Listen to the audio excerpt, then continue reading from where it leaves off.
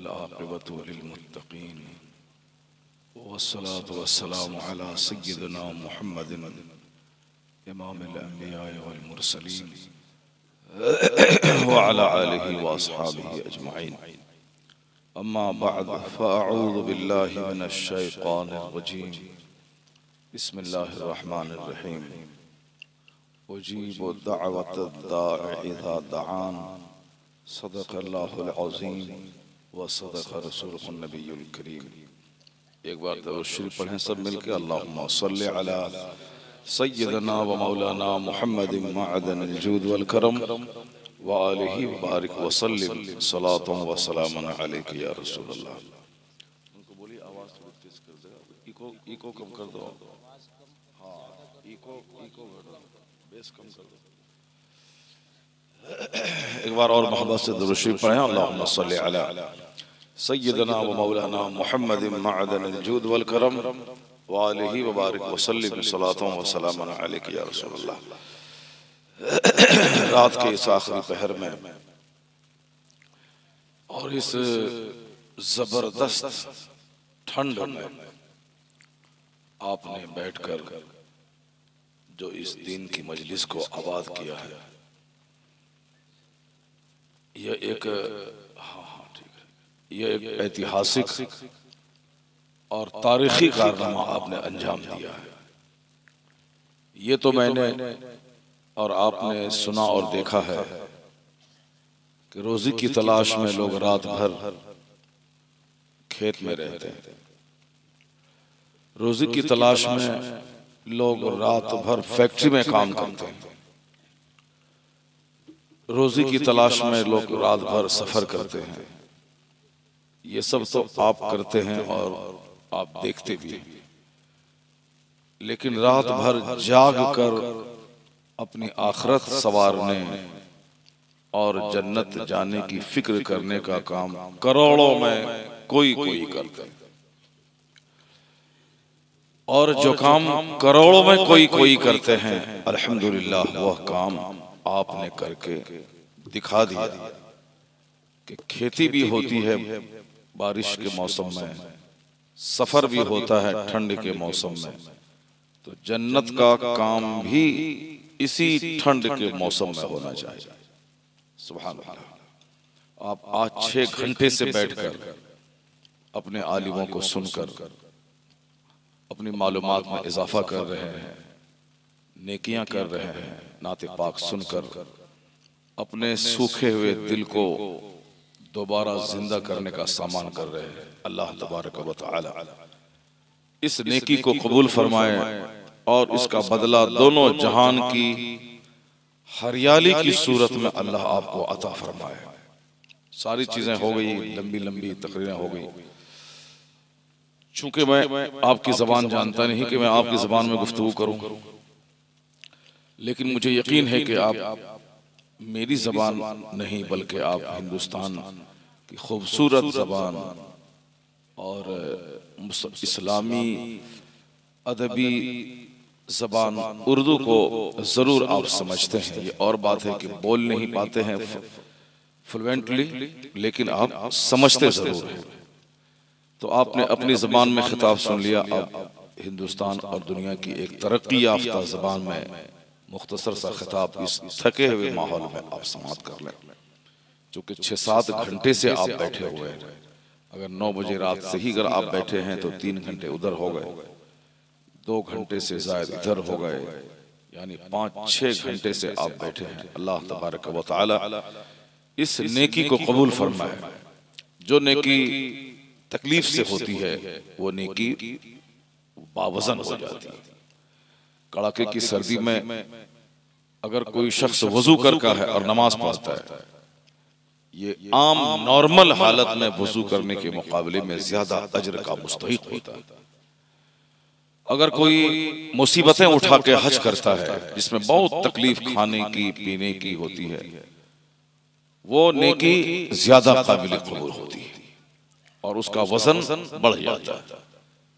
तो आम दिनों में 1 घंटा जिक्र सुनना, जिक्र करना और बात है, और इस सर्द लहर में 5-6 घंटे बैठकर अपने मालिक, अपने खालिक का जिक्र करना, जिक्र सुनना, ये जिंदगी का एक अनूठा, एक अनोखा और बहुत ही कीमती काम है जो आप कर रहे हैं।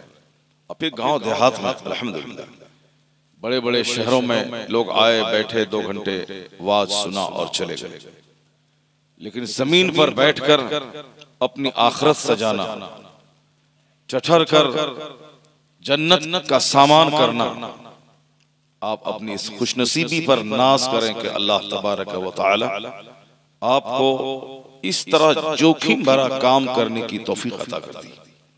वरना बेशुमार लोग हैं जो अपने घर में सोए हैं।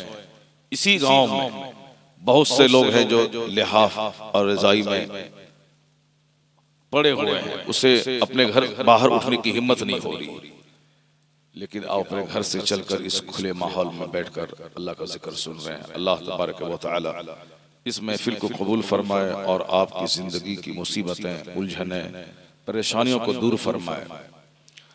कुरान शरीफ में जिंदगी किस तरह से मैं गुजारूं और मैं क्यों पैदा हुआ हूं, मैं क्यों मर जाता हूं और मेरा चाहा हुआ सारा काम नहीं होता, इन सारी बातों को बयान किया गया है कि मैं क्यों पैदा हुआ हूं, मैं क्यों दुनिया में आता हूं। हर आदमी चाहता है कि मैं मालदार बन जाऊं, हर आदमी चाहता है कि मैं अरबपति बन जाऊं, हर आदमी चाहता है कि मेरे बच्चे खूबसूरत और तंदुरुस्त पैदा हों, हर शख्स चाहता है कि मेरी बीवी खूबसूरत रहे, मेरा मकान पूरे गांव में सबसे ऊंचा रहे। लेकिन क्या सबका चाहा हुआ काम हो जाता है? जो मैं चाहता हूं वह हो जाता है? ऐसा नहीं होता। जो मैं चाहता हूं उसके खिलाफ काम हो जाता है। मैं चाहता हूं तंदुरुस्त रहूं मगर मैं बीमार पड़ जाता हूं। मैं चाहता हूं कि सबसे खूबसूरत मेरा घर हो मगर मेरा घर अधूरा रह जाता है। मैं सोचता हूं कि मैं कभी मरूं नहीं, मेरे बच्चे कभी मरे नहीं, मगर मेरी चाहत के खिलाफ हमारे बच्चे मर जाते हैं, हमारे घर से लाशें उड़ जाती हैं। हम चाहते हैं कि हमारी और हमारी बीवी दोनों लंबी उम्र तक एक साथ रहें, ऐसा नहीं होता। बेशुमार औरतें हैं जो जवानी में बेवा हो गई, बेशुमार मर्द हैं जो जवानी ही में अपनी बीवी की जिंदगी से महरूम हो गए। या तो उन्हें दूसरी शादी करनी पड़ी या फिर वो बगैर बीवी के सारी जिंदगी उन्होंने गुजार दी। कोई नहीं चाहता कि मैं बीवी के बगैर रहूं, मगर हालात पैदा हो जाते। कोई नहीं चाहती कि मैं बगैर शौहर के जिंदा रहूं, मगर हालात ऐसे पैदा हो जाते हैं। कोई नहीं चाहता कि मैं बीमार पड़ के 10 साल तक बिस्तर पे पड़ा रहूं, मगर ऐसा दिन आता है कि लोग बिस्तर पे पड़े रहते हैं। आखिर कौन है वो जो मेरी मर्जी के खिलाफ काम करता है? कौन है वो जो मैं चाहता कुछ हूं और करता कुछ है और होता कुछ है, उन्हें कुछ देता है? हजरत मौला अली रज़ी अल्लाह ताला अन्हु की तरफ एक बहुत मशहूर कौल है जो मंसूब है। वो कहते हैं कि अरफ़्तु रब्बी बिफ़स्ख़िल अज़ाइम, मैंने अपने रब को पहचान लिया जब हमारे इरादे टूट जाते हैं। जब मैं चाहता कुछ हूं और हो कुछ जाता है तो मैंने पहचान लिया कि मेरा खुदा है, मेरा रब है। गौर से सुनो, लंबी तकरीर नहीं होगी और लंबी तकरीर आप सुन भी नहीं पाओगे। मैं बिल्कुल एक बुनियादी और बेसिक बात बोल रहा हूं, गौर से सुनना। अपनी जबान में तो एक लंबी तकरीर तुम सुन ही लिया, अब उर्दू जबान में पूरी तकरीर का निचोड़ सुन लो। और तकरीर का मतलब ये नहीं है कि आदमी नाचे कूदे उछले।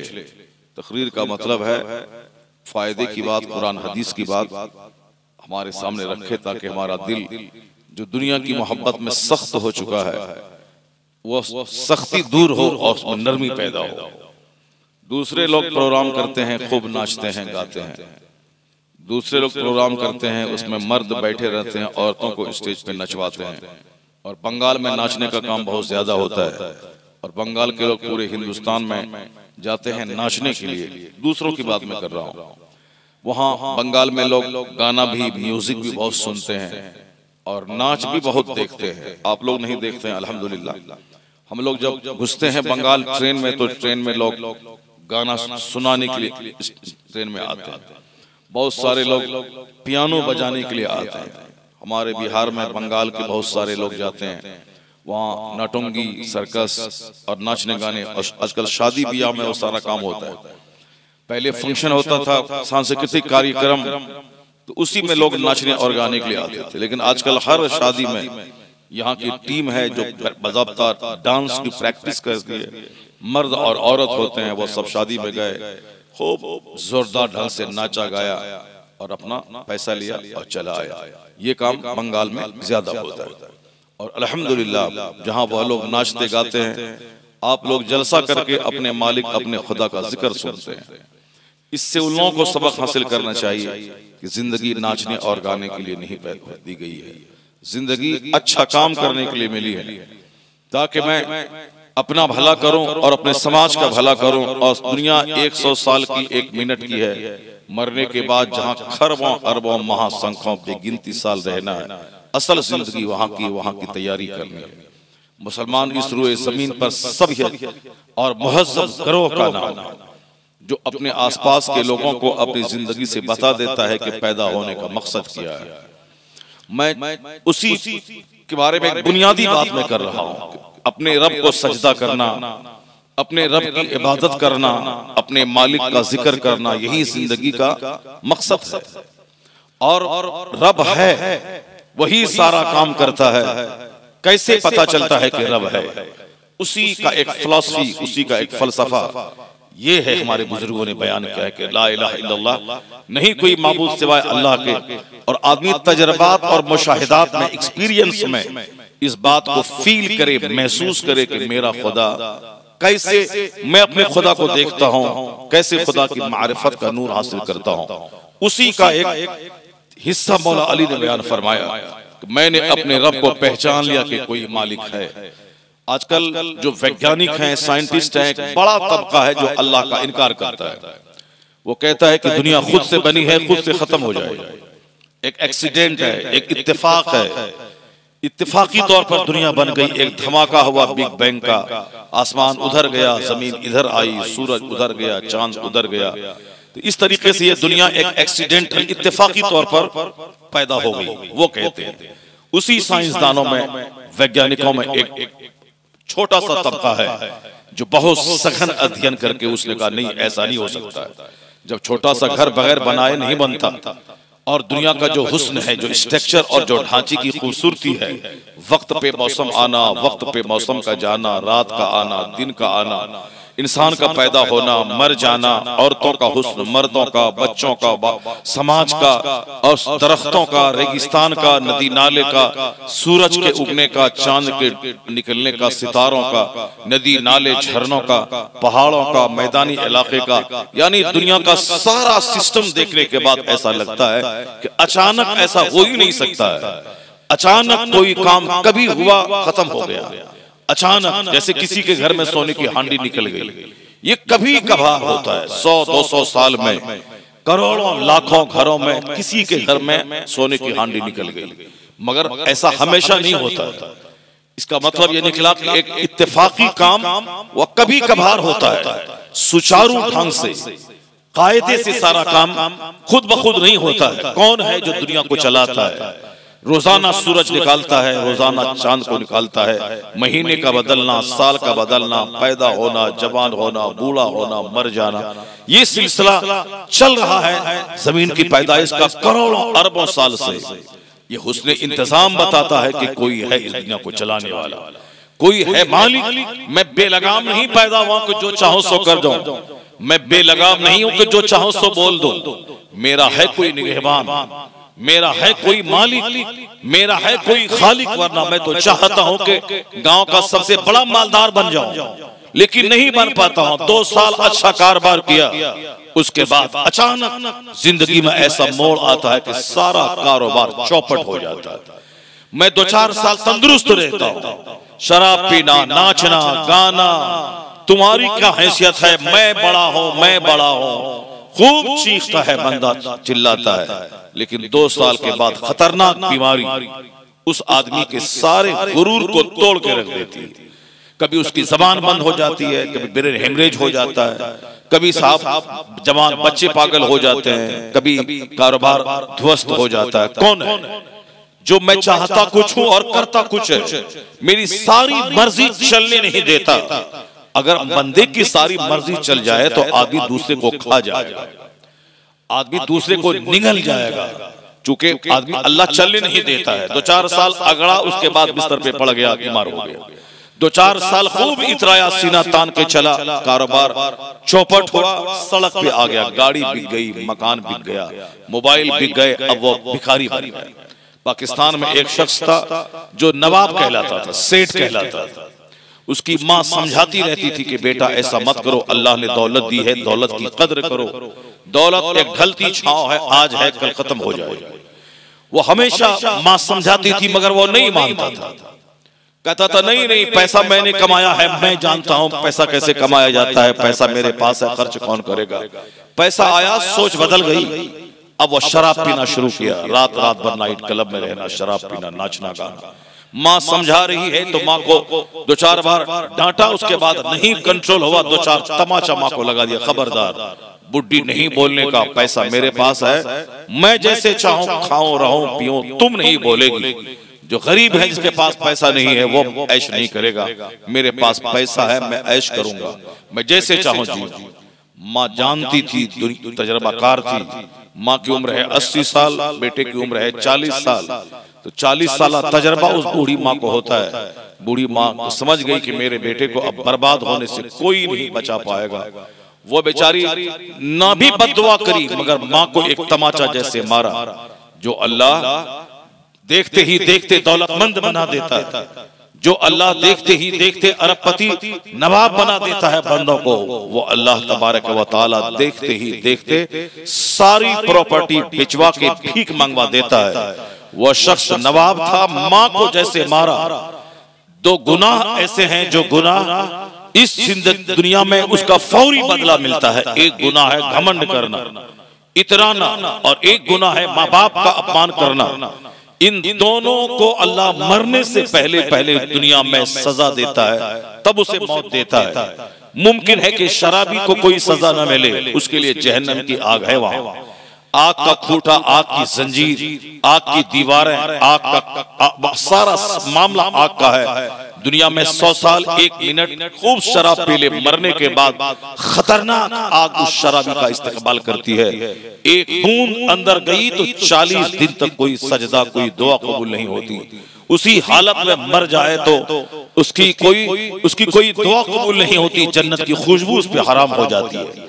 शराबी का फेफड़ा खराब होता है, मुमकिन है कि दुनिया में खराब ना हो, मुमकिन है कि दुनिया में उसको कोई दूसरी बड़ी सजा ना मिले, मगर इतराने वाला, दूसरों को हकीर समझने वाला, दूसरों को जानवर समझने वाला, दूसरों को कमजोर समझने वाला, अपने सेहत, अपनी जवानी, अपने हुस्न, अपनी खूबसूरती, अपने माल पे इतराने वाले को अल्लाह दुनिया में जलील करता है, तब मौत देता है। हदीस में है कि अल किब्रिया और रदाई, बड़ाई मेरी चादर है, ये चादर जो मुझसे छीनेगा मैं उसे रुस्वा और जलील कर दूंगा। यानी बड़ापन, मेरा माल, मेरी दौलत, मेरा मकान, अल्लाह इसको चलने नहीं देता। जो भी समाज में ऐसा इतराया, अल्लाह जब तक उसे समाज में रुस्वा नहीं करता है उस वक्त तक मौत नहीं देता है। आए दिन अपने गांव में आप देखते होंगे, खूब इतराता था दौलतों पे, तिजारतों पे, मरने से पहले पहले एक एक पैसे का मोहताज हो गया। वो पाकिस्तान का सेठ कहलाने वाला, उसे तो बहुत देर तक दौलत खा खा के जिंदा रहना चाहिए, चूंकि प्रॉपर्टी जमा कर लिया था और बहुत जल्दी सड़क पे नहीं आता। लेकिन अल्लाह तबारक व तआला उसको 1 साल के अंदर अंदर ऐसा भिखारी बनाया कि माँ को मारने वाला और दौलत के नशे में नसीहत को फरामोश कर जाने वाला कि कौन समझाने आया है। दौलत का एक मजाज होता है कि वो समझने नहीं देती है। वो मौलाना हो, मौलवी हो, कोई उपदेशक हो, कोई वक्ता हो, आदमी वैल्यू नहीं देता। वक्ता अगर नाचता है, उसका कॉमेडी लतीफा बोलता है तो चलो ठीक है, मजा मिलता है, लेकिन अगर वह हिदायत की बात बोले, मैं शराब पीता हूँ, मेरे खिलाफ बोले, मैं नमाज छोड़ता हूँ, ये मेरे खिलाफ बोलता है, मैं झूठ बोलता हूँ, ये झूठ की मजम्मत करता है, तो इसको लोग बर्दाश्त नहीं कर पाते। दौलत के नशे में आदमी नहीं सुनना चाहता। अगर बस चले आदमी का, तो जो इमाम साहब मस्जिद में जुमा के दिन शराब के खिलाफ बयान किया, अगर मुतवल्ली शराबी है तो वो चाहता है कि मैं इसको अगले जुमा से पहले इसको मैं निकाल दूं। अगर कोई वक्ता आया वो दौलत दुनिया और कमाने के गलत तरीके के खिलाफ बोलता है, तो बोलता है कि दोबारा फिर ये मेरे गांव में नहीं आएगा। दौलत का मजाज है नसीहत नहीं सुनने देती है। दौलत का मसाज है कि वो जो दौलतमंद है वो अपने आप को सबसे बड़ा समझता है कि दूसरा मुझको नसीहत ना करे। माँ समझाती थी, बच्चा बर्दाश्त नहीं कर पाया। समाज के मालदारों को नहीं देखेंगे जलसे में आते हुए, महफिल मिलाद में आते हुए, बहुत कम 90% वह लोग होते हैं जिनके पास दौलत की कमी होती है, जिनके जो एसपी नहीं होते, डीएम नहीं होते, मास्टर नहीं होते, इंजीनियर नहीं होते, डॉक्टर नहीं होते, समाज के बड़े लैंडलॉर्ड नहीं होते। अक्सर मेजॉरिटी गरीबों की होती है जो जलसा जुलूस में रहती है, जो आलिमों के वक्तव्य को सुनती है। मेजॉरिटी गरीबों की होती है जो मस्जिदों की तामीर में ईंट होती है।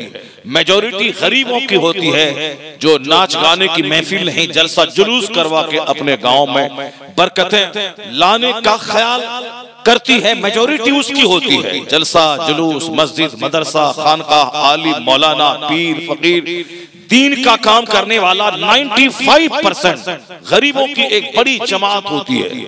इतने लोग यहाँ बैठे हैं, कौन है जिसके पास 1000 बीघा जमीन है?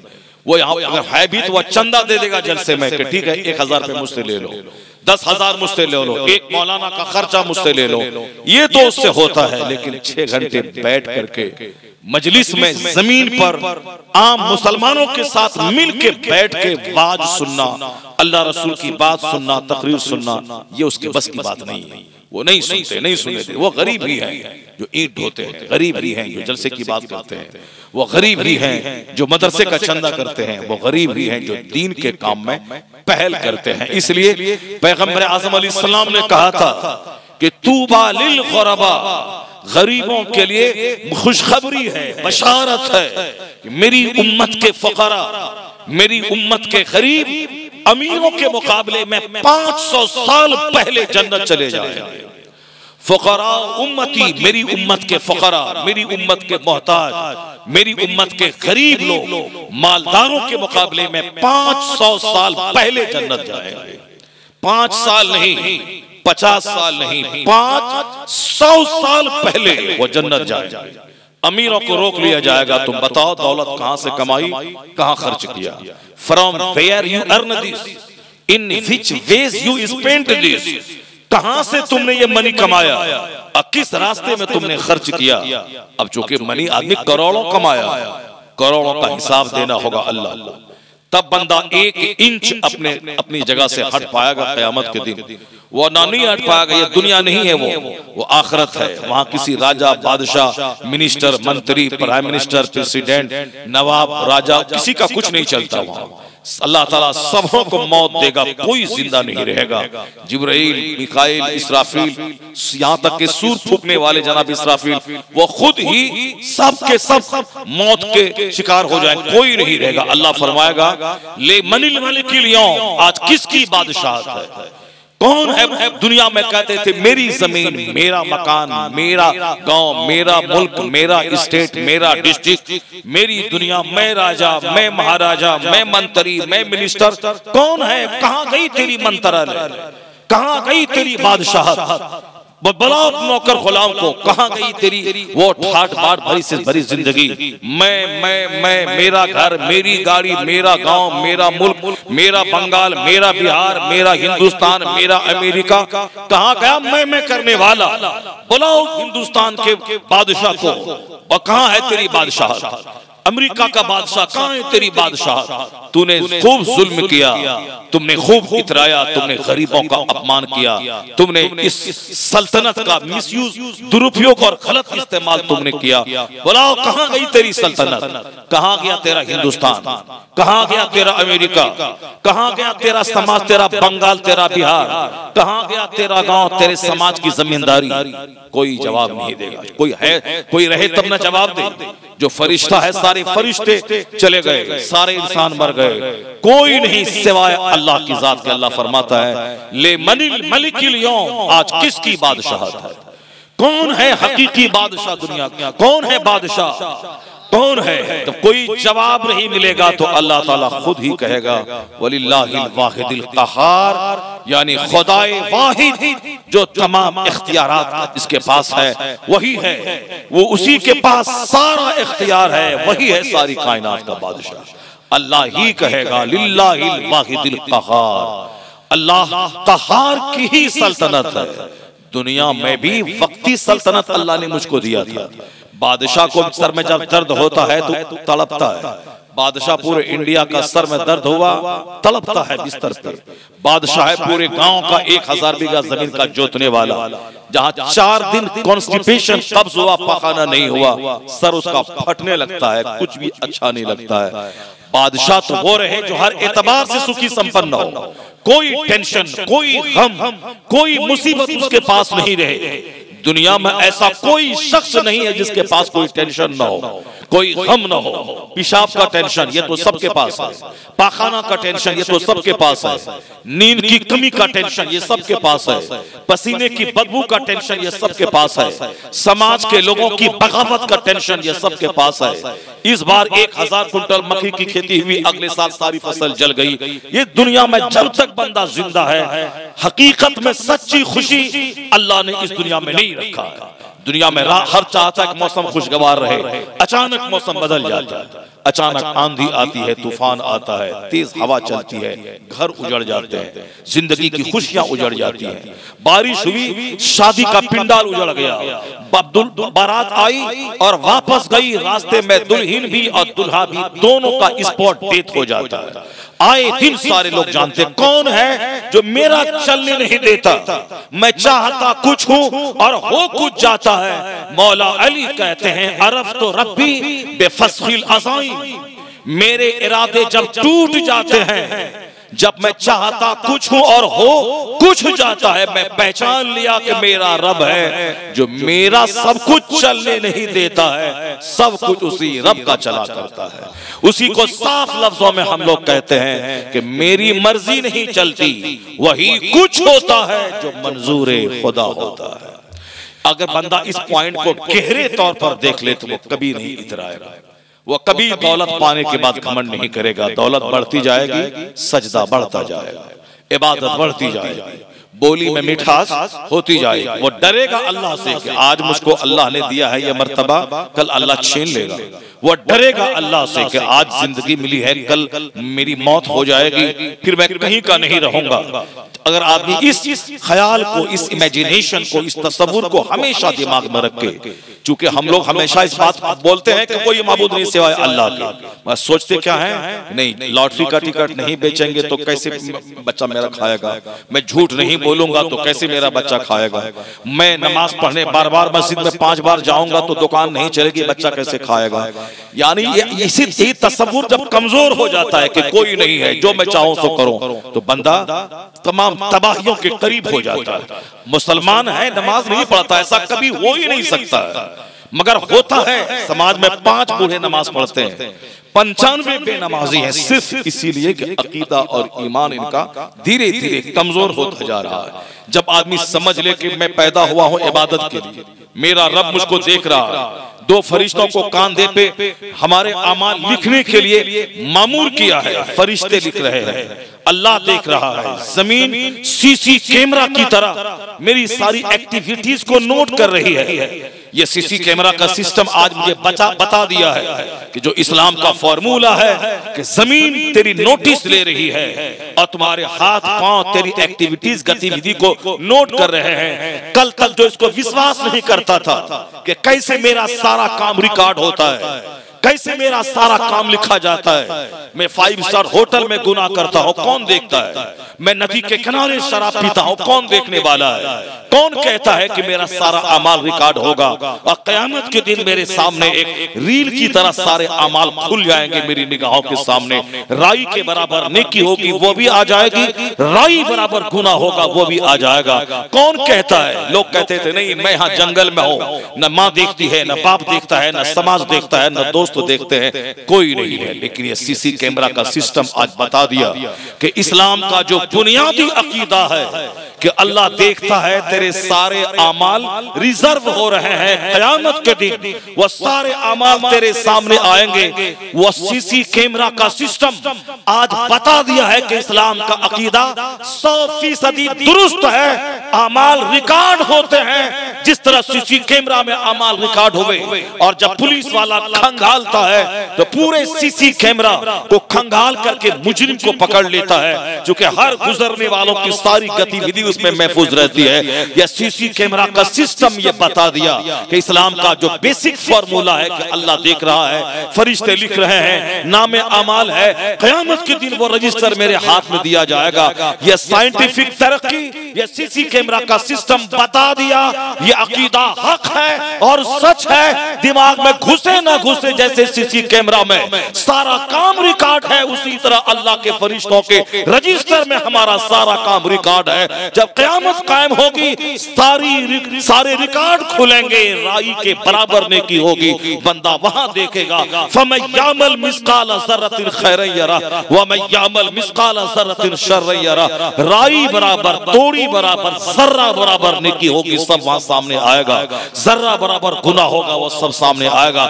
इसलिए लोग कहते हैं कि साइंटिफिक डेवलपमेंट में मजहब कमजोर हो जाता है, दूसरा मजहब कमजोर हो जाएगा, क्रिश्चियनिटी कमजोर हो जाए, यहूदियत कमजोर हो जाए, नसरानियत कमजोर हो जाए, मुशरिकाना मसाहिब कमजोर हो जाए। मगर जैसे जैसे वैज्ञानिक उन्नति होती जाएगी, इस्लामी अकीदा और पुख्ता और मजबूत होता चला जाएगा। या scientific development Islamic faith, Islamic belief, ईमानी विश्वास को और मजबूत कर देता है। पहले हमको यकीन नहीं था कि कैसे हमारे अमाल रिकॉर्ड होते हैं। चलो इस्लाम ने कहा है तो मैंने मान लिया। अब कुरान हदीस में है तो हम तस्लीम करते हैं, चाहे दिमाग में घुसे ना घुसे, मगर मैं मान लिया कि हाँ जो कुछ अल्लाह रसूल ने कहा है सच कहा है। ये तो बंदा कहता था, लेकिन तजर्बा में, प्रैक्टिकल में आज ये सारे मामला, वैज्ञानिक मामला ने मुझको बता दिया है इस्लाम का अकीदा बेसलेस नहीं है, इस्लाम का अकीदा पावजन है। वह बिल्कुल बुनियादी अकीदा है, बेबुनियाद नहीं है। वो अंधविश्वास का अकीदा नहीं है कि समझ में आए या ना आए, चलो ठीक है, एक रिवायती ढंग से होता आ रहा है। विज्ञान ने सबसे ज्यादा फायदा अगर किसी को पहुंचाया है तो वह मजहब इस्लाम को पहुंचाया है।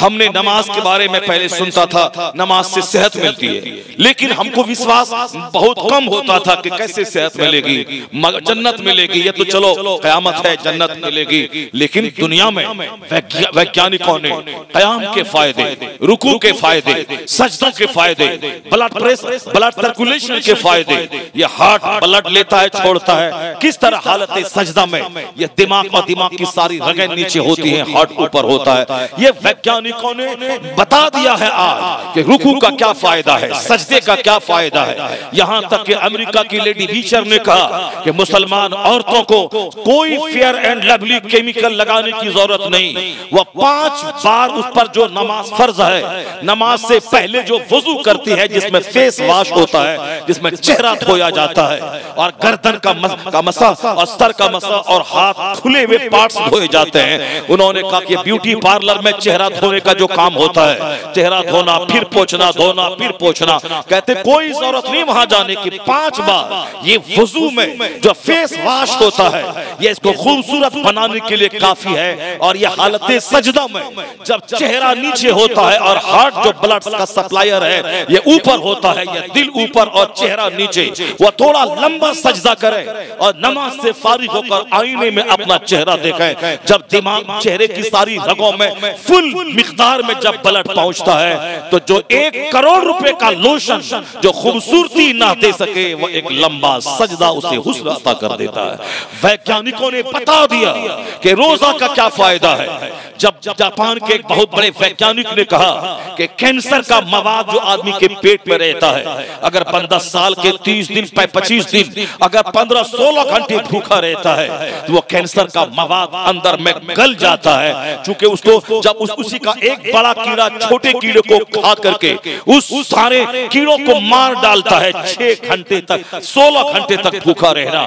वो जापान का गोल्ड मेडलिस्ट जिन्होंने नोबेल अवार्ड के याफ्ता नोबेल प्राइज जिसको मिला हो, उसने इसी पे रिसर्च किया कि 16 घंटे भूखे रहने का क्या बेनिफिट है। उन्होंने रिमार्क किया कि मुसलमानों में दूसरे लोगों के मुकाबले में कैंसर की बीमारी कम है, इसलिए कि ये साल के 30 दिन यानी 1 महीना साल में 30 दिन लगातार 15 घंटे 16 घंटे भूखे रहते हैं, पेट में पानी का एक कतरा तक नहीं जाता है। ये इनका सिस्टमेटिक 1 महीने का अमल कैंसर के कीड़ों को कमजोर कर देता है। मतलब निकला कि रोजे का बदला जन्नत है, वह मरने के बाद ज़कात का इनाम खुशहाली है और मरने के बाद जन्नत है। उसी तरह रोजे का साइंटिफिक विश्लेषण जब इन लोगों ने अपने हिसाब से किया तो बता दिया कि रोजे का बदला जन्नत तो है तेरे अकीदे में, पर वैज्ञानिक तौर पर सेहत की इस्लाह तंदुरुस्ती की खातिर एक हेल्दी लाइफ गुजारने के लिए नमाज का भी कोई जवाब नहीं और हेल्दी लाइफ के लिए रोजे का भी जवाब नहीं और वेल्दी लाइफ के लिए ज़कात का कोई जवाब नहीं। वह दूसरा मजहब है जिसको साइंटिफिक तौर पर उसका मजहब खुद शक के घेरे में है और इस्लाम ऐसा मजहब है। वैज्ञानिकों ने बता दिया है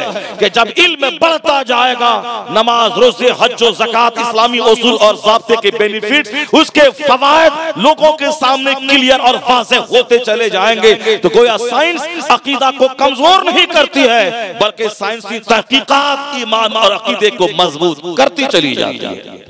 शर्त है कि बंदा इस ढंग से सोचे, तब इस नहज से सोचे कि ये इल्म हमें इस्लामी तौर पर मजहब इस्लाम से बहुत मजबूत तौर पर मुझे वाबस्ता रखता है। ये साइंटिफिक तहकीकात मेरे ईमान को पुख्ता करती है और इन्होंने हमें खोल खोल कर वाज़ेह तौर पर हमारे अकायद को सही साबित कर दिया है। मैं ये कहना चाहता हूँ कि मौला अली ने क्या कहा, मैंने पहचान लिया कि मेरा रब है जब मेरा इरादा टूट जाता है, मेरा चाहा हुआ काम नहीं होता है, मैं चाहता कुछ हूं और हो कुछ जाता है। घर से बाहर निकला, एक्सीडेंट किया, घर वापस आ गया।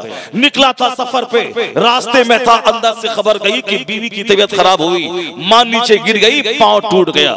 सोचा था मैं यहां से जाऊंगा कलकत्ता, वहां से दिन के 3 बजे मेरी ट्रेन है, कोरोमंडल में लेके जाऊंगा चेन्नई, वहां कमा के आऊंगा, मगर रास्ते से ही वापस आ गए। कभी सोचा तक न था कि रास्ते से लौटूंगा। ये कौन है जो ऐसा करता है? मौला अली कहते हैं ये सारे तजर्बात बताते हैं कि मेरा रब है, मेरा चाहा हुआ नहीं चलता है, वही चलता है जो मंजूरी खुदा होता है। नहीं देखा आपने हिंदुस्तान में लोगों ने क्या क्या प्लान नहीं बनाया, मैं मार दूंगा, काट दूंगा, एनआरसी, ये वो, डिटेंशन कैंप, मुसलमानों को परेशानी हुई कि अब मैं कैसे रहूंगा, अब लगता है कि मैं या तो मर जाऊंगा या हिंदुस्तान से बाहर चला जाऊंगा। कोई पुरसाने हाल नहीं था, लोग नेताओं की कोई कदर नहीं, जो बोलेगा जेल में डाल दिया जा रहा है। तो अब ऐसी बेसहारगी के आलम में 40 करोड़ मुसलमानों की दुआ थी, वो दुआ रब्बे कदीर ने कबूल फरमाई। तो इसके लिए कोई बहुत बड़ा गन उठाने की, एटम बम चलाने की जरूरत नहीं पेश आई। अल्लाह रब्बुल इज्जत जब बंदा टूट के अल्लाह से दुआ करता है, जब सोचता है कि चारों तरफ नाउम्मीदी है, एक सहारा है, एक उम्मीद की किरण है, वो अल्लाह रब्बुल इज्जत की रहमतों से उम्मीद रहती है कि मेरा रब है, मेरा खालिक है, मेरा मालिक है जो इस बेसहारगी के आलम में मेरा साथ देगा। जब बंदा सारे हर तरफ से मायूस होकर अपने रब करीम की तरफ लौ लगाता है, रब वहां से मदद करता है जहां बंदा सोच नहीं सकता है। हम उस संकट की घड़ी में हमने बहुत प्रोटेस्ट किया, एहतजाज किया, खूब चीखा चिल्लाया, नेता चिल्लाया, उलमा चिल्लाए, औरतों ने चिल्लाया, कुछ नहीं हुआ। अल्लाह ने नेक बंदों की दुआओं को जब कबूल किया, हम लोग चिल्लाते थे सड़कों पे, अल्लाह के नेक बंदे रात के आखिरी पहर में अपने हुजरे में जमीन पर पेशानी रगड़ते थे, रोते थे, उनकी दाढ़ियां भीग जाती थी, वह रात मुसल्ले पे गुजारते। इलाही इस बेसहारा 40 करोड़ मुसलमानों पे रहम फरमा।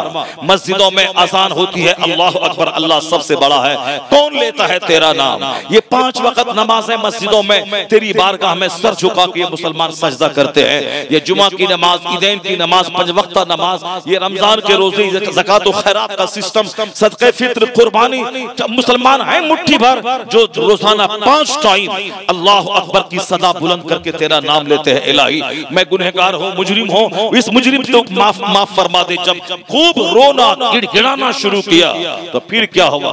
जो मेरा एहतजाज प्रोटेस्ट काम नहीं किया, जो मेरा चिल्लाना काम नहीं किया, अल्लाह के नेक बंदों का दुआओं में, सजदों में रोना काम आ गया। इसका मुकाबला करने, इनका गुरूर तोड़ने, जो मारने काटने की बात करता था, एक छोटा सा कीड़ा अल्लाह ने भेज दिया। वह कोरोना नामी कीड़ा सबके गुरूर को तोड़ के रख दिया। जो बुलंद बांग सदा लगाता था, ये कर देंगे, वो कर देंगे, वो सब के सब मौत के डर से सुराखों में घुस गए। सब कांपने लगे, सब वेंटिलेशन, ऑक्सीजन की बात करने लगे, जो काम 1 करोड़ आर्मी नहीं कर पाती, जो एटम बम गिरने के बाद जो काम नहीं हो पाता, वो काम छोटे से कीड़े के जरिए अल्लाह ने करवा के बता दिया कि तेरे चाहने से सब कुछ नहीं होता है, वही होता है जो मंजूरी खुदा होता है। अब मुसलमानों को चाहे कि जब अल्लाह ने उनका इस संकट की घड़ी में साथ दिया और साथ देता है हमेशा, बंदा सिर्फ दर्द से तो पुकारे, दिल से तो पुकारे अपने माबूद को, फिर देख ले मदद कहां से मिलती है। इतराए नहीं, दौलत सीने को सख्त कर देती है, अच्छा मकान सीने को अंधा बना देता है, अच्छी गाड़ियां रूहानियत को मजरू और जख्मी कर देती हैं। हम आज अपनी जिंदगी का जो मकसद बना लिए हैं, अच्छा मकान, अच्छी गाड़ी, ढेर जमीन, मॉल, दुकान, ये सारी चीजें रूहानियत को उजाड़ने वाली हैं, ये सारी चीजें ईमान और अकीदे को कमजोर करने वाली हैं, ये सारी चीजें नमाज रोजे में दिल नहीं लगने देती है। पहले आदमी के पास जब सिर्फ मामूली खाना होता था तो सजदा उनका मजबूत होता था। मस्जिदें पहले मिट्टी की दीवार की होती थी, वहां तहज्जुद पढ़ने वाला, इशराक पढ़ने वाला, चाश्त पढ़ने वाला, 24 घंटे मस्जिद में 2-4-10 लोग मिलते ही मिलते थे। और यहाँ तो अभी नमाज खत्म हुई, उसके बाद कोई मस्जिद में नहीं मिलता है। नमाज खत्म हुई, लंबा सजदा हुआ, परेशान हो जाते हैं, लंबी तकरीर हुई, परेशान हो जाते हैं, इमाम साहब 2 मिनट लेट से आए, लोग परेशान हो जाते हैं। ये परेशानियां बताती हैं कि मेरा दिल मस्जिद में नहीं लगता है, मैं जल्दी से अब एक सिस्टम पूरा करके बाहर निकलना चाहता हूँ, बाहर भागना चाहता हूँ। जितनी दौलतें बढ़ती जाती हैं, नमाजों की पाबंदी घटती जाती है, जितनी दौलतें बढ़ती जाती है, उतना ही वाज जलसा कराने से क्या होगा, मौलाना मौलवी का वाज सुनने से क्या होता है, यानी उसका दिल अंधा हो जाता है दौलत कमाने की वजह से। ये महफिले वाज है, जिस गांव में महफिले मिलाद हो, जहां अल्लाह रसूल का जिक्र हो 2 घंटा, उस महफिल को चारों तरफ से अल्लाह के फरिश्ते घेर लेते हैं। पूरी महफिल की रिपोर्ट अल्लाह की बारगाह में पेश होती है। अल्लाह कहता है, जिन लोगों ने सिर्फ मुझको याद करने के लिए एक जगह जमा होकर मेरा जिक्र किया, फरिश्ते गवाह रहा कि मैंने सबों को माफ कर दिया है, मैंने सबों को बख्श दिया है। मुमकिन है कि मैं 5, 10, 20, 25 साल से रोजाना वाज करूं, एक वाज की महफिल अगर कबूल हो गई, अल्लाह रब्बुल इज्जत ने बशारत सुना दी हमें मगफरत की, तो वही यही महफिल मेरी बख्शिश का एक जरिया बन जाती है। क्या फायदा होगा, क्या फायदा होगा। ये जुमला बोलने वाला आदमी ये भी बोलता है, एक आदमी था मेरे गांव में, उसके बारे में मुझको सुनाया किसी ने कि मैं उसको तकरीर में हमेशा नमाज की अहमियत पे, फजीलत पे, नमाज छोड़ने की जो मजम्मत है उसको बयान करता था। उसकी उम्र 60 से ऊपर हो गई, वह कभी नमाज पढ़ता फिर छोड़ देता, और बोलता कि नमाज में कोई फायदा नहीं मिला, नमाज पढ़ने से कोई फायदा नहीं मिला। जिस तरह तुम बोलता है कि जलसा कराने से क्या फायदा है, उसी तरह तुम्हारी तरफ बहुत सारे लोग हैं जो जिनका दिल अंधा हो चुका है, जिनको माल ने तबाह बर्बाद कर दिया है, उसकी जबान से इस तरह के जुमले निकलते हैं नमाज पढ़ने से कोई फायदा नहीं होता। मैंने देख लिया 10 दिन पढ़ा कोई फायदा नहीं हुआ।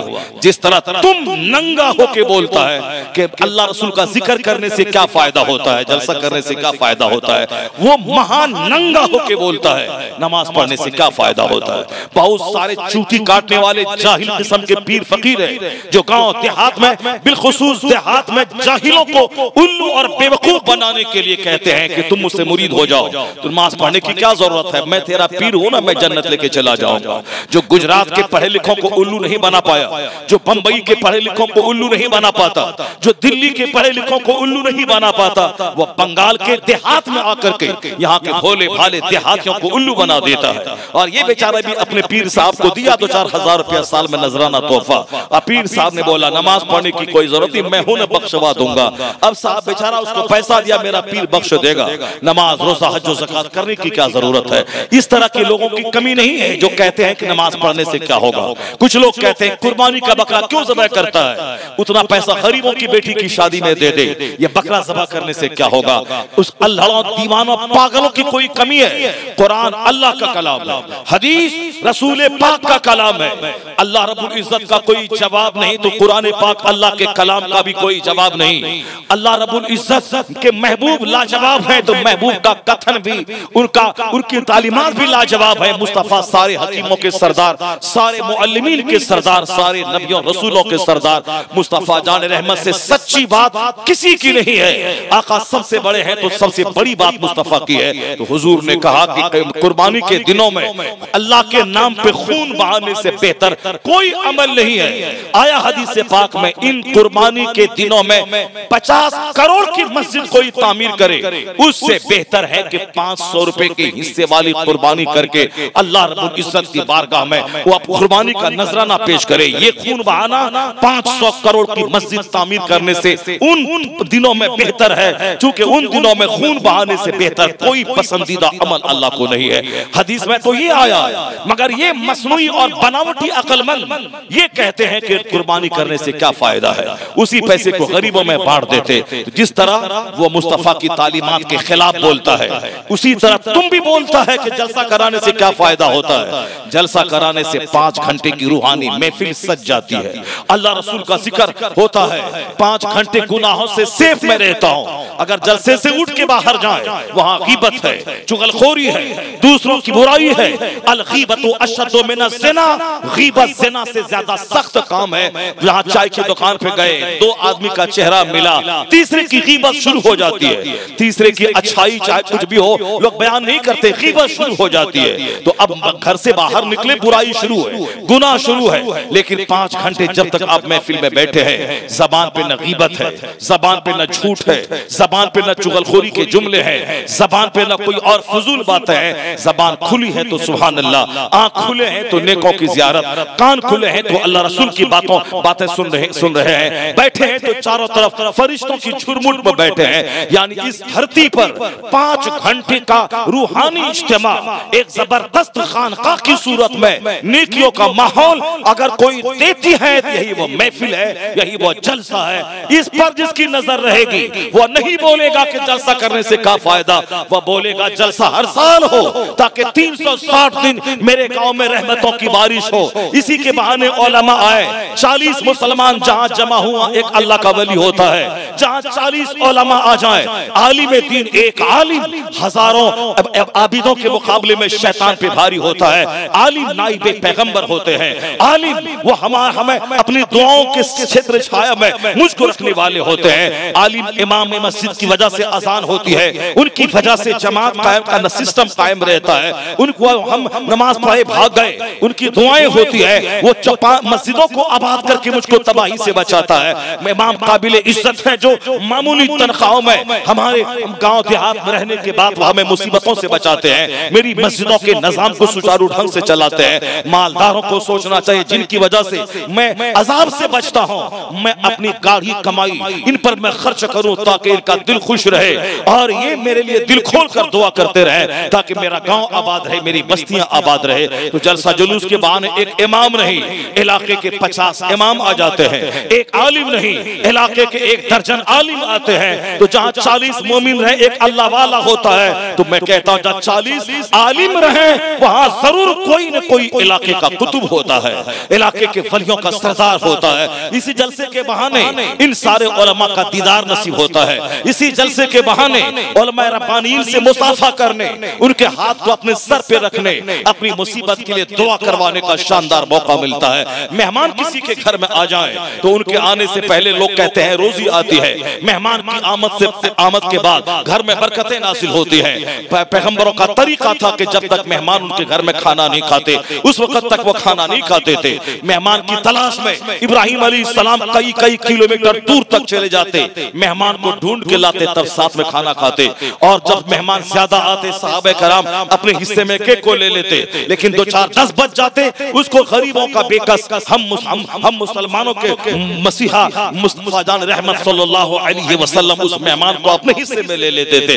यानी मेहमानों की मेहमान नवाजी करना बहुत बड़ा काम है। वो अल्लाह के रसूल ने फरमाया मन काना युमिनु बिल्लाहि वल यौमिल आखिर फलयुक्रिम ज़ैफा, जो अल्लाह और आखिरत के दिन पे ईमान लाता है उसे मेहमान की ताज़ीम करनी चाहिए, इज्जत करनी चाहिए। उसके लिए दरवाजे से चल के उनके साथ चल के उनको सी ऑफ करना चाहिए, उनका इस्तकबाल करना चाहिए, मुस्कुरा के मिलना चाहिए, उनसे मीठी मीठी बातें करनी चाहिए। दस्तरखान अपनी वुसअत के मुताबिक, अपनी सकत के मुताबिक कुशादा रखना चाहिए ताकि मेहमान का दिल खुश हो जाए। उनके सामने नौकर को डांटे नहीं, बच्चों को डांटे नहीं, नौकर को मारे नहीं, ताकि मेहमान पर मेरी नाराजगी का उसका दिल शिकस्ता, दिल टूट न जाए। ये सारे आदाब हैं मेहमान नवाजी के जो इस्लाम ने बताया है। इसी जलसे के बहाने मेहमानों का आमद होती है। तो इस जलसे को इस हैसियत से सिर्फ ना ले कि जलसा खत्म हो गया, नमाजी कहाँ बने। तो इसके अगर यही जुमला बोलते रहे आप तो जुमा का खिताब होता है तो आप बोलेंगे क्या तकरीर करने से क्या फायदा है मौलाना साहब, बंद कीजिए, कोई नमाजी तो बढ़ता नहीं है। नमाजी बढ़े न बढ़े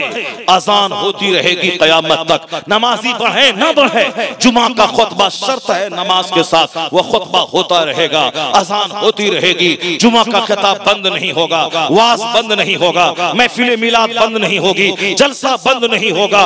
हमारा काम है प्रयास करना, कोशिश करना, स्ट्रगल करना।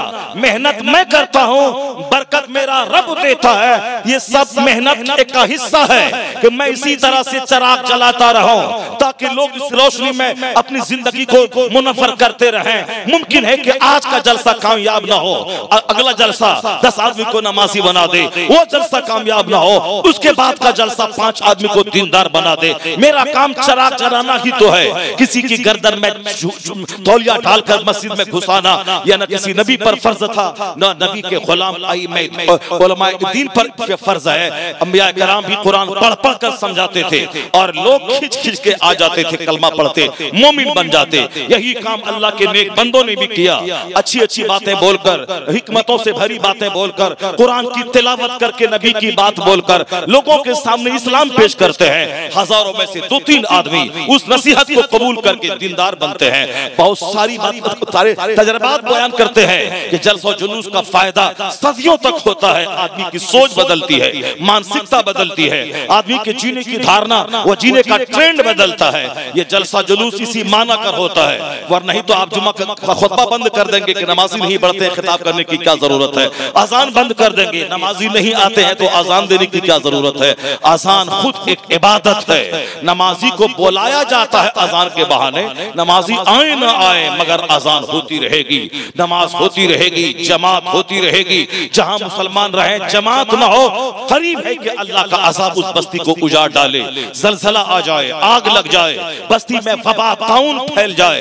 ये मस्जिदों में नमाज़े बाजमात ये उनकी बरकतें हैं कि मैं नमाज नहीं पढ़ता उसके बावजूद मेरा गांव मिसमार नहीं होता, जलजला नहीं आता, बस्ती जमीन में नहीं धंसती है। एहसान उसी मस्जिद का है, एहसान उसी अजान की आवाज का है, एहसान उसी उलमा की नमाजों की पाबंदी और खिताब का है। इस हिसाब से सोचेंगे तो जहां मेरे हजारों लाखों करोड़ों रुपए दूसरे काम के लिए हैं, वही हमारी गाड़ी कमाई का एक बड़ा हिस्सा निकलेगा जिससे मदरसा भी चलेगा, जलसा भी होगा, इमामों की तनख्वाहों में इजाफा भी होगा।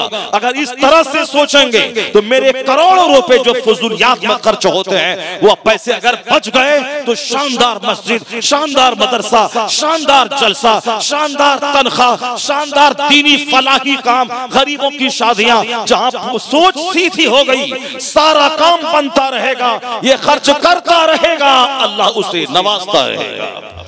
और जहां बुखालत होती है, जहां कंजूसी होती है, जहां दिल छोटा होता है, वहां की मस्जिदें भी कमजोर रहती हैं, वहां का मदरसा भी कमजोर रहता है, वहां लोगों की माली हालत भी कमजोर रहती है। इस तरीके से उसके गांव को लोग मॉडल नहीं मानते हैं कि अगर मस्जिद देखना है उस मदरसे उस गांव में चले जाओ, मदरसा देखना है उस गांव में चले जाओ, जलसा जुलूस की बरकतें देखनी है उस गांव में चले जाओ। ये सारी बातें होती है कब? कुर्बानी देने से। जब बंदा कुर्बानी देता है, जब बंदा अपना भूखा रहकर फलाही समाजी मजहबी काम करता है, तब इलाके के लिए वह रोल मॉडल हो जाता है। अभी गुजरात का इलाका, राजस्थान में एक इलाका है नागौर शरीफ का, वहाँ इलाका है कुंवारी का, एक इलाका है उस इलाके में जहाँ शादी ब्याह में 400 लोग भी बारात चले जाएं, कोई खाना पीना नहीं होता।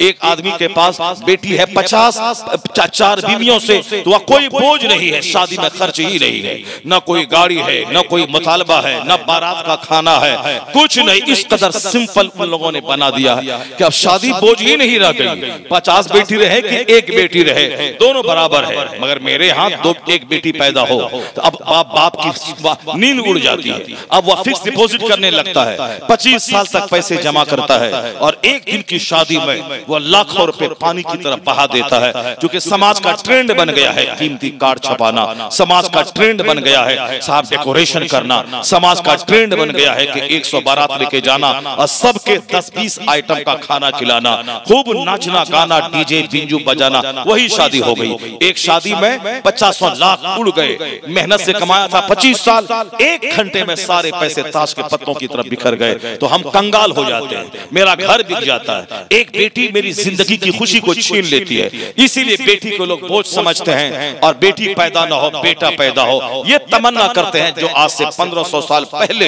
यानी दौरे जाहिलियत में इस्लाम की आमद से पहले जी बेटी को लोग बोझ समझते थे। हमारे सिस्टम ने एक इस्लामी अकीदे को, जो हमको खुशी देने वाला अकीदा था, उस सिस्टम ने उसे गड़बड़ा दिया। शादी को हमने बोझ समझ लिया, हमें उसको रोल मॉडल मानकर वही बातें अपने समाज में भी उतारनी चाहिए। इसी हिंदुस्तान में उस इलाके में जिन लोगों ने मिल बैठ करके तमाम खुराफात, वाहियात और फजूलियात के खात्मे का डिसीजन लिया और उस पर अमल कर रहे हैं। अरबपति की बेटी की शादी भी सिंपल ढंग से और मजदूर की बेटी की शादी भी सिंपल ढंग से। अब वहाँ बेटी बोझ नहीं रही, एक रहे कि 10 रहे, दो जब शादी महंगी नहीं थी, सस्ती है, तो फिर एक रहे कि 10 रहे। यहाँ बेटी बोझ शादी की वजह से है, खर्च कहाँ से आएगा, इसलिए बोझ हमने बना दिया। अल्लाह ने बेटी को रहमत बनाया था और हमने काफिराना मुशरिकाना तरीकों को अपने समाज में नाफिज करके उस बेटी को हमने अपने लिए जहमत बना दिया।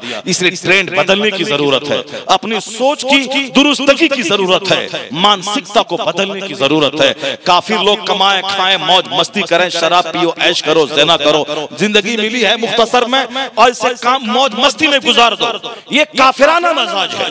इस्लामी मजाज क्या है? जिंदगी कीमती है, जन्नत जाने का इन्हिसार इसी जिंदगी पे है, मरने के बाद कोई अमल नहीं, वहां सिर्फ बदला है, या तो आग है या जन्नत का बाग है। सजदा यहीं पे करना है, रोजा यहीं पे रखना है, एक बार सुभान अल्लाह कह के नेकी कमाना यही करना है। मरने के बाद कोई अमल नहीं होगा। ए अमल माशीता, जो चाहे तू कर ले, जैसा करेगा वैसा तेरे साथ हश्र होगा। तो मरने के बाद की दुनिया बदले की दुनिया है। मरने के बाद कोई एक बार सुभान अल्लाह कह के नेकी में इजाफा नहीं करवा पाएगा। एक सजदे की मोहलत मांगेगा फरिश्ते से, सजदा करने की मोहलत दे दे, सजदा नहीं कर पाएगा, मोहलत नहीं मिलेगी। बहुत सारे नेक लोगों ने मस्जिदों में, कब्रों में जो सजदा किया है, जो कहानी आई है वहां कुरान पढ़ने की, तिलावत करने की, वो इबादत फर्ज नहीं है, वहां उसका बदला वहां नहीं मिलेगा। उन लोगों ने दुआ की थी कि मालिक सजदे में मैंने जिंदगी गुजार दी है, मरने के बाद कब्र में भी सजदा करने की मोहलत दे दे। तो अल्लाह ने बतौर इनाम उनको मोहलत, उनको ये मोहलत दे दी कि कब्र में वो सजदा कर रहे हैं, मगर वो फर्ज फर्ज नहीं है। फर्ज है दुनिया में सजदा करना, मरने के बाद जो सजदा है वो बतौर इनाम है, उसकी वजह से जन्नत में दर्जात में बुलंदी हो जाए, या वो जरूरी है? नहीं है, वो तो इनाम का एक हिस्सा है कि वहां सजदों में लज्जत महसूस कर रहा है। बदला जिस सजदे पे है वो दुनिया का सजदा है। जन्नत जिसके बदले में मिलेगी वो दुनिया का रोजा, दुनिया की तिलावत, दुनिया का सजदा। ये दुनिया की एक एक मिनट कीमती है। मरने वाला मर रहा है, कोई सफर में मर रहा है, कोई डांस करते करते मर रहा है, कोई हॉस्पिटल में मर रहा है, कोई शराब पीते पीते मर रहा है, कोई झूठ बोलते बोलते मर रहा है। इसलिए बुजुर्गों ने कहा जब मौत किसी भी वक्त आ जाएगी तो गुनाहों से हमेशा बचता रह, नेक काम करता रह, ताकि नाचते नाचते तू नहीं मरे।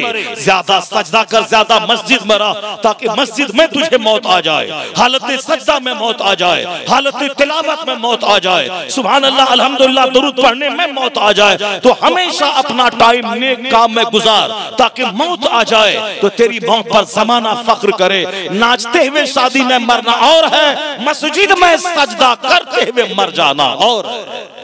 मरना तो है ही, मगर ये मौत उस मौत से करोड़ों गुना ज्यादा भारी इज्जत वाली मौत है जो हालत सजदा में आ जाए, जो जलसा जुलूस में आ जाए, जो मदरसे में पढ़ते पढ़ते आ जाए, वाज करते करते आ जाए, वाज सुनते सुनते आ जाए, हालत रोजा में आ जाए, हज करते करते आ जाए, तवाफे काबा करते करते आ जाए, कुरान पाक की तिलावत और दुरूद पढ़ते पढ़ते आ जाए। अगर झगड़ा करते करते मौत आ गई, अपनी सास की शिकायत करते करते मौत आ गई, अपनी बहू से लड़ते लड़ते मौत आ गई, मोहल्ले की औरतों से जंग करते करते मौत आ गई, नमाज छोड़ते छोड़ते मौत आ गई, घर में 5 मर्द 5 औरत है, फजर का टाइम चला गया, कोई नमाज नहीं पढ़ा, यहाँ तक कि सूरज निकल गया।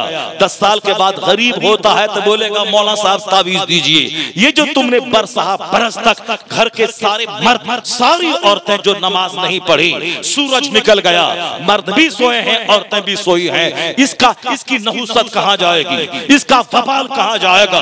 कल कोई बीमार पड़ा, बोलता हमने तो कुछ नहीं किया था। एक टाइम नमाज छोड़ना हराम और गुनाह कबीरा है, तो अल्लाह ने तुझको छूट दी, उसी दिन तुम्हारे घर में आग लग जाना चाहिए। जिस दिन तुम सोए रहे 10 बजे तक, फजर की नमाज नहीं पढ़े, न तुम पढ़े, न तेरा शौहर पढ़ा, न तुम पढ़े, न तेरा जवान बेटा पढ़ा, न तेरे भाई पढ़े, मगर अल्लाह ने आग नहीं लगाया, तो तू रहम फरमाया, तू जमीन में नहीं धंसा, तूफान नहीं आया, तेरा कारोबार फौरी ठप नहीं हुआ। लगातार जब आदमी गुनाह पर ठेठ हो जाता है तब अल्लाह अज़ाब नाज़िल करता है। नमाज फर्ज हुई थी 10 साल पहले, 10 साल हो गए घर में कोई नमाजी नहीं बन पाया। अब अगर अचानक उसके घर में मुसीबत आ गई, तंदुरुस्ती खत्म हो गई, कारोबार ठप हो गया, अब ये बोलता है कि अल्लाह ताला ने उसको दिया हमको नहीं दिया। ये 10 साल की लंबी मोहलत अल्लाह ने तुझको दी, तू नमाज छोड़ता रहा, कारोबार बढ़ता रहा, तू फजर छोड़ता रहा, तेरा बच्चा नहीं मरा, तू नमाज़ें कज़ा करता रहा, तेरा कारोबार बढ़ता रहा। ये 10 साल का लंबा मौका अल्लाह ने तुमको दिया था तौबा करने का, ताकि बंदा सुधर जाए, संभल जाए। लेकिन ये 10 साल का आराम तुमने नहीं देखा।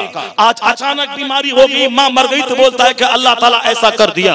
अल्लाह ने तो 10 साल की लंबी मोहलत दी, तुम्हें तो उसी दिन धंस जाना चाहिए जिस दिन तुमने ढटाई के साथ नमाज छोड़ दी। अल्लाह की जमीन, अल्लाह का आसमान, अल्लाह की दी हुई जिंदगी, अल्लाह की दी हुई हवा में सांस लेना, अल्लाह ने सेहत दी, तंदुरुस्ती दी, बिल औलाद दी, बीवी दी, सारा समाज संसार दिया, भाई दिए, बहन दिए, हमने क्या किया उसके बदले में? रात के 12 बजे तक मोबाइल चलाना, टेलीविजन देखना, गाना सुनना, दिन के 10 बजे उठना। कौन है खुदा? मैं जैसे चाहूं जियो। 10 साल अल्लाह ने मोहलत दी। 10 साल के बाद आंख गया, आंख गई, कान गया, जबान गई, दांत गए, घुटना गया, टखना गया, औलाद गई, समाज गया, सुकून गया, भाई भाई आपस में लड़ने लगा। जो भाई दोनों मिलकर के तीसरे से लड़ा था कि काट दूंगा, मैं 5 भाई हूँ, 5 लाठी है, मैं तुम्हें बर्बाद कर दूंगा। ये पांचों 10 साल के बाद आपस में वो सारी लाठी लेकर इस कदर लड़ने लगे कि छोटा भाई बड़े को कत्ल कर रहा है, बड़ा भाई छोटे को मार रहा है। कहां गई मोहब्बत? तुम पांचों मिलकर समाज के लोगों से लड़ रहे थे कि हमको आंख नहीं दिखलाएगा, तुम अकेला है, मैं 5 लाठी हूँ, मार दूंगा, बर्बाद कर दूंगा। अब बर्बाद क्या करेगा उसको? अल्लाह ने आराम का दिन दिया था, मोहब्बत के दिन दिए थे, आपस में मोहब्बत थी, तो अल्लाह की नेमत का शुक्र अदा करना था कि घमंड और गुरूर से दूसरों को आंख दिखलाना था। 5 साल के बाद वही भाई आपस में कुत्तों की तरह लड़ते हैं, एक दूसरे को ज़बह करते हैं, एक दूसरे को सलाम तक नहीं करते हैं। जो एक दूसरे को गोद में लेके जो बड़ा भाई खिलाता था, छोटा भाई उसको आंख दिखलाता है, चप्पल मारता है, वो अपनी जमीन पे चलने नहीं देता है। ये अल्लाह रब्बुल इज्जत का अजाब है। जो जिंदगी के लम्हात का सही इस्तेमाल नहीं करेगा, मोहब्बत के माहौल का सही इस्तेमाल नहीं करता है, तंदुरुस्ती का सही इस्तेमाल नहीं करता है, फुर्सत के दिनों का, खुशहाली और तंदुरुस्ती के दिनों का सही इस्तेमाल नहीं करता है। आज बच्चे सेहतमंद है, मैं सेहतमंद हूँ, माँ सेहतमंद है, बाप सेहतमंद है, इसीलिए ताकि खूब मौज मस्ती करें, खूब गाना सुने, खूब नाचे कूदे और खूब अपनी दौलत का गलत ढंग से इस्तेमाल करें और सोए 3 बजे और उठे 11 बजे। इसीलिए जब अल्लाह घर में किसी को बीमार कर देता है, रात की नींद उजड़ जाती है, चेहरे की सारी खुशियां खत्म हो जाती है, घर का सारा माहौल बिल्कुल मातम ज़दा हो जाता है। इसलिए आया है कि अच्छे दिनों की कद्र कर, यानी जिंदगी की कद्र कर मौत से पहले हुजूर फरमाते हैं कि तुम जिंदगी से पहले, मौत से पहले जिंदगी की कदर कर, यानी 5 चीजों को 5 से पहले गनीमत समझ। इख्तनिम खमसन क़ब्ल खमसिन, 5 चीजों को 5 चीज से पहले गनीमत समझ ले, यानी जिंदगी को मौत से पहले गनीमत समझ। मरने के बाद कोई अमल नहीं कर पाएगा, जब तक जिंदगी है उस वक्त ही अल्लाह अल्लाह कर सकेगा, मरने के बाद कोई नेक अमल नहीं कर पाएगा। इसी जिंदगी को एक एक लम्हे को कीमती समझ ले। मौत से पहले किसी भी टाइम मौत आ सकती है। बूढ़े आजकल पड़े हुए हैं, जवानों की मौत अक्सर हो रही है। फैक्ट्री के दरवाजे पे बाइक लगाया, चक्कर आया, मर गया। शादी पार्टी में डांस किया, चक्कर आया, वही मर गया। कारखाने में बैठा है चेयर पे, वहां दिमाग चकराया, ब्लड प्रेशर लो हुआ, वही मर गया।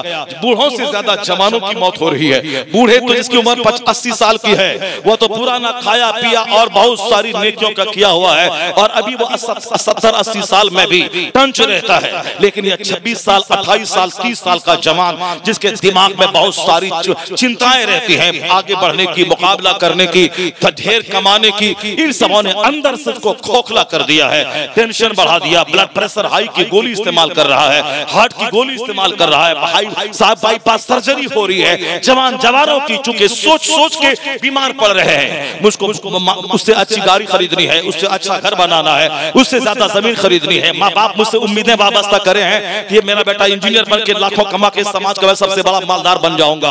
अब अगर मैं माँ बाप की उम्मीद पे खरा नहीं उतरा तो माँ बाप क्या सोचेंगे? वो जहर खा के मर जा रहा है, कोई कोटा में मर रहा है, कोई मेडिकल कॉलेज में मर रहा है कि मैंने अपने बाप को खुशी नहीं दे पाया, मैं क्या दे पाऊं, मैं कामयाब नहीं हुआ, मैं अच्छा इंजीनियर नहीं बन पाया। घर उजड़ता चला जा रहा है। इसलिए मरने से पहले जो जिंदगी मिली है उसकी कदर करनी चाहिए। ये नहीं कि बुढ़ापे में क्या करेंगे, नमाजी तो पढ़ेंगे, अल्लाह अल्लाह करेंगे, अभी तो जवान है, जरा कमा ले, खा ले, जरा जमा कर ले, खुशियां बटोर ले। उसी जवानी ही में मौत आ रही है, बुढ़ापा भी नहीं आता है। सरकार ने क्या फरमाया कि इग़्तनिम खमसन क़ब्ल खमसिन, 5 चीज को 5 चीज से पहले गनीमत समझ, जिंदगी को मौत से पहले गनीमत समझ। शबाब का क़ब्ल हरमिक, बुढ़ापे से पहले जवानी को गनीमत समझ। बुढ़ापे में न दुनिया का काम कर पाएगा, न मजहब का काम कर पाएगा। जवानी में तो 5-5, 10-10 घंटे बावजू रह के सजदा करेगा, बुढ़ापे में तो एक सजदा भी नहीं कर पाएगा। गैस्ट्रिक की बीमारी हुई, नमाज ही में उधर से रिया का इखराज होगा, वजू टूट जाएगा, पेशाब के कतरे टपक जाएंगे, और फिर वहां सीने में दम नहीं रहेगा कि तुम खड़े होकर नमाज पढ़ पाओ। इसीलिए जवानी का क्रीम पार्ट है हमारी जिंदगी का, जिसमें दुनिया का भी काम करना है और आखिरत का भी काम करना है। बुढ़ापे के लिए कुछ पूंजी भी जमा कर लेनी है, अगर अल्लाह ने बुढ़ापा दिया तो कुछ पैसे जमा कर लेना है। जवानी को बुढ़ापे से पहले गनीमत समझ। शबाब का क़ब्ल हरमिक, जवानी को बुढ़ापे से पहले गनीमत समझ। हुजूर कहते हैं कि सेहत, अपनी सेहत तंदुरुस्ती को क़ब्ल सुक़मिक, बीमारी से पहले गनीमत समझ। सेहतमंद है, इबादत कर ले, सेहतमंद है, खूब मेहनत मुशक्कत के साथ रोजी तलाश कर ले, सेहतमंद है, नेक काम कर ले। जब बीमार पड़ेगा तो चाह करके भी नेक काम नहीं कर पाएगा। हुजूर कहते हैं बीमारी से पहले तंदुरुस्ती को गनीमत समझ ले, जवानी को बुढ़ापे से पहले गनीमत समझ ले, जिंदगी को मौत से पहले गनीमत समझ ले। अगर अल्लाह ने दौलत दी है, ग़िना का क़ब्ल फ़क़्र, मोहताजी से पहले अपनी दौलतमंदी को गनीमत समझ ले। कल तेरे पास जब पैसा खत्म हो जाएगा, नहीं चंदा दे पाएगा जलसे में, नहीं चंदा दे पाएगा मस्जिद में, नहीं चंदा दे पाएगा मदरसे में, नहीं गरीब की बेटी की शादी में चंदा दे पाएगा। जब अल्लाह ने दौलत दी है, खूब दीन का काम कर, अपने गरीब भाई, गरीब बहन, बेवा, माजूर और मिस्कीन और सबों की खिदमत करता रहा, अल्लाह की राह में खूब देता रहा। कभी कभी जुमा के दिन इमाम मस्जिद के पास नमाज पढ़, बंबई गुजरात में शानदार माहौल कायम है, वहाँ के सेठ लोग तनख्वाह इमाम की अलग होती है, 25,000, 30,000, 20,000, 15,000, और हर जुमा के दिन बंद मुट्ठी का नजराना भी होता है। गए, सलाम पढ़ा, मुसाफा किया, कभी 100, कभी 500, कभी 1,000, कोई बाहर फॉरेन से आए, दुबई से आए, सऊदिया से, अमेरिका से आए, 5,000, 10,000 बंद मुट्ठी में दिया, उससे उनकी जिंदगी खुशहाल रहती है। हम लोग इतने छोटे हैं कि आज 5-10 साल से मस्जिद गांव में रहते हैं, कभी भी 100 रुपए इमाम को देने का ख्याल दिमाग में नहीं आया। जब पैसे खत्म हो जाते हैं तब ख्याल आता है कि देना चाहिए, उस पर पैसे ही नहीं रहे तो अब क्या दें। खुशहाली के दिनों में खूब खर्च करें, ऊपर से, नीचे से, दाएं से, बाएं से, आगे से, पीछे से। हुजूर ने कहा मालदार तबाह हो बर्बाद हो गया, मगर वो बर्बाद नहीं होगा जो ऊपर से खर्च करे, नीचे से खर्च करे, दाहिने से खर्च करे, बाएं से खर्च करे। क्या मतलब? जो खूब अपने माल को अल्लाह को खुश करने के लिए अल्लाह की राह में खर्च करे, वो मालदार तबाह नहीं होगा।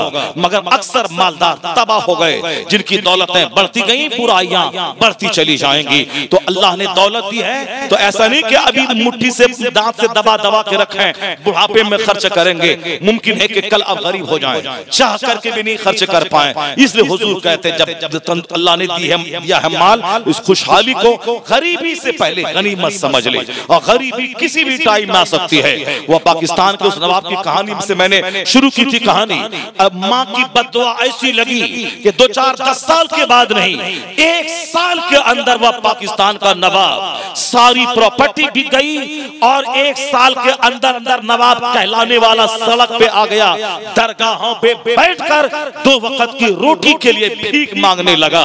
बंदे को डर जाना चाहिए उस कहानी से कि अल्लाह रब्बुल इज्जत को न बादशाह बनाते देर लगती है, न कंगाल बनाते देर लगती है। इसलिए अपने तंदुरुस्ती पे, अपने माल पे घमंड नहीं और विश्वास नहीं, पैसे पर गुरूर नहीं, विश्वास अल्लाह की जात पे जो पैसा देने वाला है। आया है किताब में कि जो तेरे पास है उससे ज्यादा उस पर भरोसा कर जो तेरे खुदा के पास है, जो तेरे मालिक के पास है। तंदुरुस्ती को बीमारी से पहले गनीमत समझ, जवानी को बुढ़ापे से पहले गनीमत समझ, और खुशहाली मालदारी को गरीबी से पहले गनीमत समझ। तंदुरुस्ती को बीमारी से पहले गनीमत समझ, जवानी को बुढ़ापे से पहले गनीमत समझ, और इस जिंदगी को मौत से पहले गनीमत समझ। आज जो जिंदगी मिली है इसे गनीमत समझना चाहिए, इबादत और नेक काम में लगाना चाहिए। जो खुशहाली मिली है उसको अच्छे काम में लगाना चाहिए। जो हमें अमन चैन का माहौल अल्लाह ने दिया है, उस अमन चैन के माहौल को इबादत में लगाने की कोशिश करनी चाहिए। अल्लाह ने थोड़ा सा माल दिया है, जन्नत खरीदना चाहिए। जवानी दी है, खूब कसरत से सजदा करके, बुढ़ापे में अगर फर्ज वाजिब ही पढ़ लें तो चलेगा, और जो जरूरी चीजें हैं नवाफिल जवानी में कसरत से पढ़ना चाहिए। क्योंकि बुढ़ापे में सेहत ही नहीं रहेगी तो क्या आप 100 रकत नमाज़ नफल पढ़ पाएंगे? तो जवानी की कदर, पैसे की कदर, वक्त की कदर, जिंदगी की कदर और तंदुरुस्ती की कदर, मालदारी की कदर, ये सब करना चाहिए जो हदीस रसूल में हमको और आपको बताया गया है। जलसा जुलूस उसी इबादतों की एक सूरत है जिसमें हम 2 घंटे बैठकर, 4 घंटे बैठकर दीन सीखते हैं, अल्लाह का जिक्र करते हैं। ये बताएं कि अभी आपने जब से आप यहाँ बैठे हैं, मेरे से पहले भी अल्लाह रसूल का जिक्र हुआ, नात खानी हुई, मैंने भी 1 घंटा 1.25 घंटे से आपके सामने दीन पेश किया, हुजूर की हदीस मैंने पेश की। एक अच्छी जिंदगी गुजारने के लिए मैंने आपको एक सिस्टम जो कुरान हदीस का है वो मैंने बताया।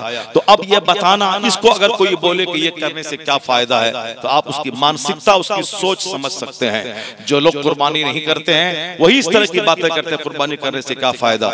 जो कुर्बानी करते हैं वो गरीब बेटियों की शादी में लाखों लाख रुपए खर्च करके उसका भी ख्याल रखते हैं। जो काम करने वाला है वो सारा काम करते हैं, वो नमाज भी पढ़ते हैं, ज़कात भी देते हैं, कुर्बानी भी करते हैं, खैरात भी करते हैं, सदक़े फित्र निकालते हैं, गरीब बेटियों की शादी भी करते हैं, मस्जिदों की तामीर भी करते हैं। ये करना कि सारा इधर क्यों करना था, उधर करना था। अल्लाह ने दौलत दी है तो जो मिली है खूब खर्च कीजिए, खूब जन्नत खरीदिए। हजरत उस्मान गनी ने ने 1000 घोड़ा ऊंट सामान से लदे हुए अल्लाह की राह में जब खर्च किया तो हुजूर ने कहा अब उस्मान को कोई अमल नुकसान नहीं पहुंचाएगा। उन्होंने जन्नत खरीद ली है तो अल्लाह दौलत दिया तो आज तक उस्मान गनी है, उनके नाम के साथ लफ्ज़े गनी जुड़ गया। जिंदगी में खूब इबादत हो, माल मिले तो खूब अल्लाह की बारगाह में खर्च हो, टाइम मिला है तो चौक चौराहे पे घूमकर दूसरों का मुंह देखकर लड़ाई झगड़ा नहीं करना चाहिए। एक एक मिनट कीमती है, जो 1 घंटा बाहर घूमने में गुजार दिया, काश उसी को अगर आप अपने मस्जिद में जाकर के 1000 दुरूद पढ़ लेते तो लाखों नेकियां आपके नाम अमाल में लिखी चली जाती। और समाज से जहां गुनाह हो वहां से दूर रहिए, खेत खलियान में जाइए, खेत भी देख लीजिए और वहां 1000 बार दरूद शरीफ और कलमा शरीफ भी पढ़ लीजिए। अच्छे की दोस्ती अच्छे काम से बेहतर है और बुरों की सोहबत बुरे काम से बदतर है, इसलिए बुरे लोगों से हमेशा दूर रहे, वरना आपका ईमान अकीदा दीन सब चौपट करवा देगा। तन्हाई उस बुरे लोगों की दोस्ती से तन्हाई बेहतर है। तो एक एक मिनट इस जिंदगी का कीमती है। अब गौर करें कि मेरा दिन किस काम में गुजरा है। जब डेली रात को सोते हुए सुबह से लेकर रात तक के काम का एनालिसिस करेंगे, जायजा लेंगे तो आपको दूसरे दिन जो इसमें नेकी गुनाह ज्यादा हुए वो कम करने का मसाज बनेगा। इसी को मुहासबा कहते हैं, इसी को अकाउंटेबिलिटी कहते हैं कि आदमी रोजाना बिस्तर पे सोने से पहले दिन भर के काम का जायजा लेके कितना गुनाह हुआ, कितनी नेकी हुई, करोड़ों में कोई नहीं करता। ये अल्लाह के वलियों का काम सोच करके लोग मुहासबा वो करें, मुराकबा वो करें, हम लोग क्या करें। हर मोमिन को रोजाना रात में सोने से पहले अपने दिन भर के अमाल का जायजा लेना चाहिए, कितने गुनाह हुए, कितनी नेकियां हुई। आइंदा कल के लिए वह कोशिश करे, आज 50 गुनाह हुआ है तो कल 40 हो, 60 नहीं हो। आज अगर 25 नेकी हुई है तो कल 30 हो, वह 25 घट के 20 न हो जाए। जिसके 2 दिन लगातार एक जैसे हो गए, आया है किताब में कि वो बर्बाद हो गया। जिसका आने वाला दिन नेकियों में इजाफा होता रहा वो आबाद है। ये मजाज कब बनता है? जब आदमी रोजाना अपने दिन भर की एक्टिविटीज का जायजा लेता है। अल्लाह तबारक व तआला हमको और आपको, दुनिया के सारे मुसलमानों को अपनी जिंदगी की कद्र करने की तौफीक अता फरमाए। हमें अच्छे अच्छे अमाल करने का अल्लाह शौक अता फरमाए, बुराइयों को घटाने और नेकियों को बढ़ाने की अल्लाह हमें तौफीक अता फरमाए। आमीन। व आखिर दावाना अनिल हम्दुलिल्लाह।